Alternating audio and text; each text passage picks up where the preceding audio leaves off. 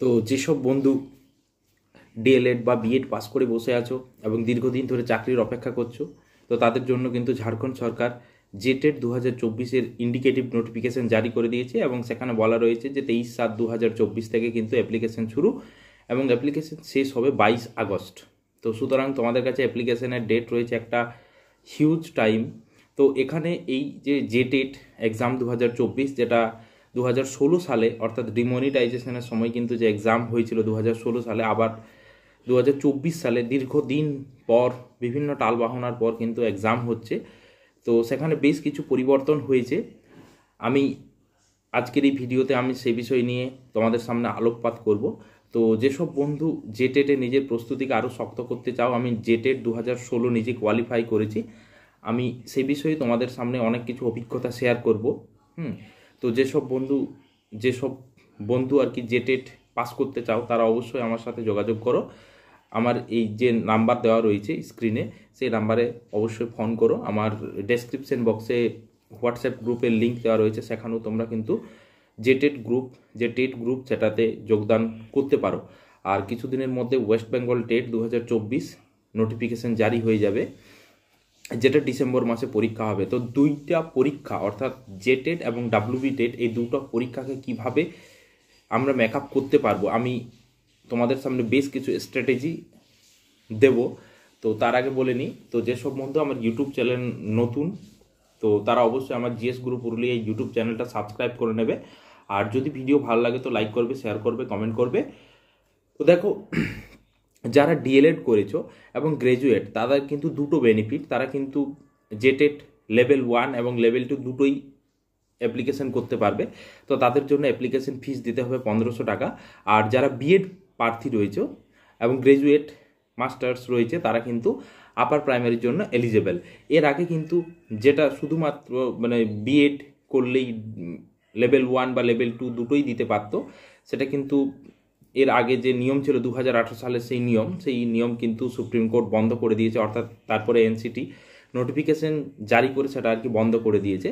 তো আজকের ভিডিওতে আমাদের যে জেটেড 2024-এর সিলেবাসের বেশ কিছু পরিবর্তন হয়েছে, আমি আজকে তোমাদের সামনে সেই ডিটেলস সিলেবাস আলোচনা করব এবং কিভাবে পড়াশোনা করলে খুব সহজে জেটেড পাস করা যায় এবং অ্যাট দ্য সেম টাইম আমরা ডাব্লিউবি টেটও পাস করতে পারবো। তো তোমার কিছু মানে শর্টকাট বা ট্রিক্স স্ট্র্যাটেজি অবলম্বন করতে হবে এবং এগুলো ফলো করলেই কিন্তু তোমরা খুব সহজে চাকরি পেয়ে যাবে। আর জেটেটে বলে রাখি, তো জেটেটের ব্যাপারটা হচ্ছে কি, যে জেটেটে কিন্তু যারা পেপার 1 অর্থাৎ লেভেল 1 পাস করবে তাদেরকে কিন্তু লেভেল 2 দিতে হবে, অর্থাৎ সুপার টেট, যেখানে কিন্তু 3টে পেপার রয়েছে, পেপার 1, পেপার 2, পেপার 3, এই 3টে পেপার পাস করতে হবে। এখানে কিন্তু কোনো ইন্টারভিউ নেই, সুতরাং জেটেট পাওয়া অনেক সহজ ডাব্লিউবি টেটের থেকে।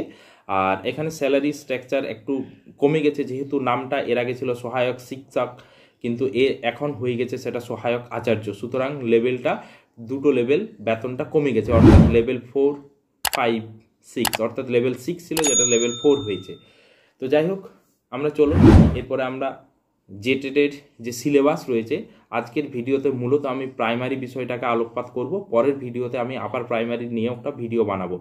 তো আজকের জেটেটে যে পেপার 1 বা লেভেল 1-এ যে সিলেবাস রয়েছে, তো অর্থাৎ 1 to 5-এর জন্য যে সিলেবাস রয়েছে, আমি এই ভিডিওতে আজকে সেই সিলেবাসটা নিয়ে আলোচনা করব। চলো, তো দেখো এখানে হচ্ছে যে সিলেবাসের পিডিএফ, আমি সেই সিলেবাসের পিডিএফ নিয়ে আজকে তোমাদের সামনে আলোচনা করব।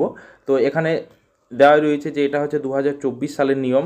এর আগে কিন্তু 2022 সাল বা 2019 সালেও বেশ কিছু পরিবর্তন এসেছিল, তো তার উপর বেস করেই নিয়মগুলো রয়েছে। যারা ডিএলএড তারা কিন্তু প্রাইমারি আপার প্রাইমারি দুটোর জন্যই কিন্তু এলিজিবল। তো সুতরাং তোমাদের কাছে কিন্তু অনেক সুযোগ রয়েছে। আর একটা পেপারের জন্য মানে লেভেল 1-এর জন্য 1300 টাকা, কিন্তু লেভেল 2 অর্থাৎ দুটোই যদি তুমি অ্যাপ্লাই করো তাহলে কিন্তু তোমার 1500 টাকা লাগবে। তো সুতরাং তোমাদের কাছে কিন্তু দারুণ সুযোগ। তো কি সিলেবাস রয়েছে আমি সিলেবাস নিয়ে আলোচনা করব, সোজা ডাইরেক্ট সিলেবাসে আমি চলে যাচ্ছি।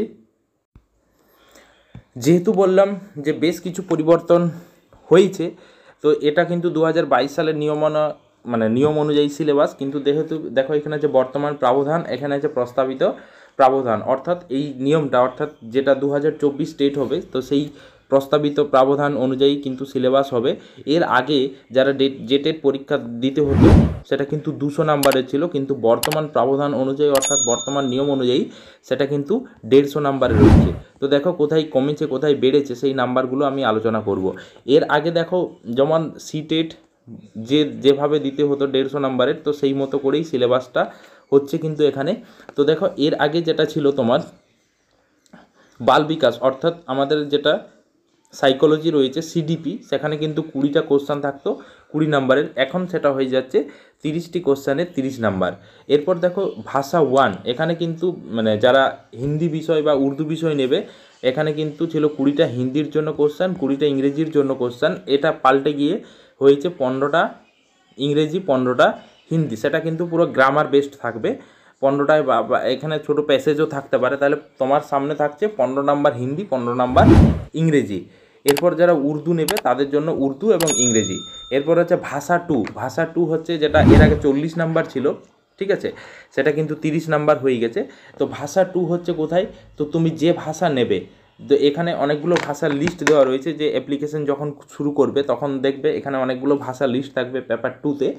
তো সেই অনুযায়ী তোমাকে ভাষা সিলেক্ট করতে হবে, অর্থাৎ যে রিজিওনাল ভাষা রয়েছে ঝাড়খণ্ডে প্রচলিত সেই ভাষা অনুযায়ী তোমাকে ভাষা সিলেক্ট করতে হবে। এখানে তুমি হিন্দি নিতে পারো, ইংরেজি নিতে পারো, বাংলা নিতে পারো, উর্দু, সংস্কৃত, মানে এখানে যে মুন্ডারি, হো, সান্তালি, যে কোনো ভাষা নিতে পারো। তো সেখানে কিন্তু 30টি কোশ্চেন থাকবে 30 নাম্বারের, ঠিক আছে।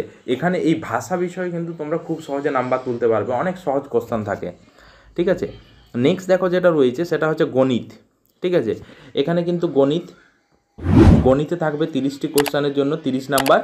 আর এর আগে যেটা ছিল ইভিএস, ঠিক আছে, এর আগে যেটা ছিল দেখো ইভিএস গণিতে থাকে, এর আগে ছিল 50 নাম্বারের 50টি কোশ্চেন এবং পর্যাবরণ ছিল, অর্থাৎ ইভিএস ছিল 50 নাম্বারের 50টা, কিন্তু সেটা পাল্টে গিয়ে হয়েছে গণিতে 30 নাম্বারের জন্য 30টি কোশ্চেন।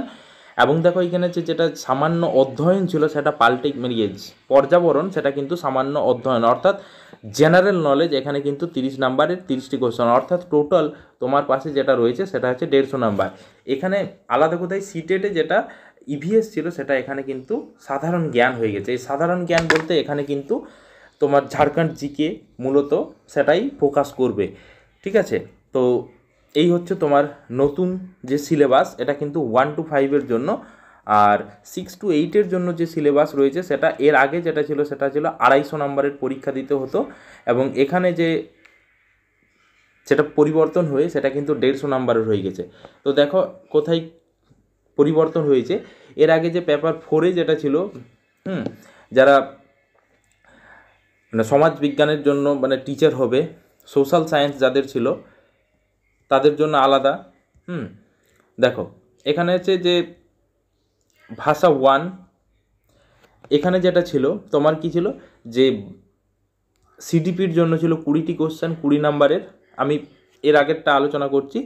সামান্য শিক্ষক 40 নাম্বারে 40টি হিন্দি ইংরেজি, ঠিক আছে, 20 করে।